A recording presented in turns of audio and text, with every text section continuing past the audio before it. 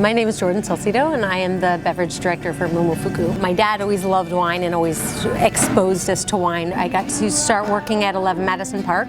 I guess Nick and Tony's was my first official sommelier job, which was wonderful with Bonnie Munchin. Then back to Burgundy for Harvest in Meursault with Domaine de Monty. Then Harvest at Dujac in 2009. GILT for a little while. I got to work with Patrick Cappiello. It's fantastic. The part I think that is so amazing about Momofuku is you have these very different facets. So it's such a creative environment, and Dave is always pushing us to break rules, to think about rules and figure out if they actually matter or make sense, and if they don't, then to push through them and see what happens. We were moving to this cart-inspired service, and sort of almost like a dim sum-inspired service, and the idea for that is A, breaking conventions, but also sort of getting to choose your own dining experience. I thought that our challenge and our opportunity with that was tasting a number of bottles with the various things that are sort of going by on carts.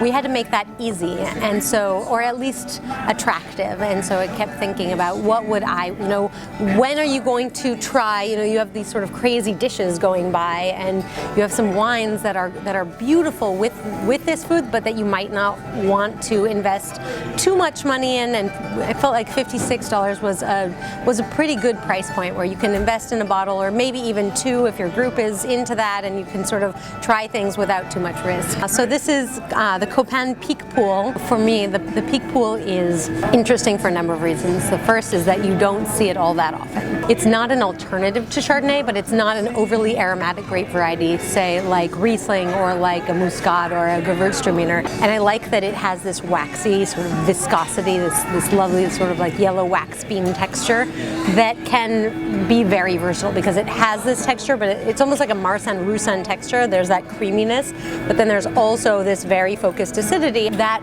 speaks to its versatility.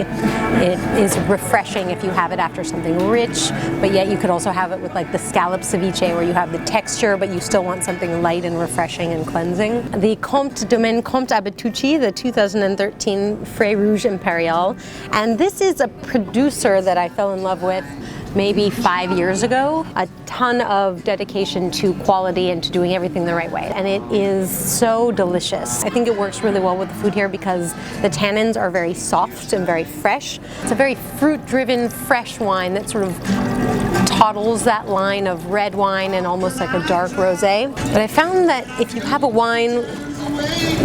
red wine without too much tannin, it becomes extremely versatile as long as the structure and the backbone is there. And that, I think, is one of the reasons why this is such a great wine for the 56 selections, because you can really drink this with oysters. It's a little saline, it's high in acid, there's a lot of minerality going on. This is like fresh berries. It's like fresh red and black berries. It's like cranberry and raspberry and like hibiscus flower and tulips almost. There's like definitely a floral component, but there's also like schist and granite, and there's like a rugged minerality underneath it all, which I really like. Corsican wines, at least in my experience, there is so much passion and so much polish in Corsican wines. It's sort of this polish from absolute passion and integrity. There's a long history of making beautiful wines in Corsica. It's a different set of grapes, though, than we're normally used to. So whereas in Tuscany, Sangiovese is sort of that dried tomato skin, higher tannin, galestro minerality, more about this sort of savory,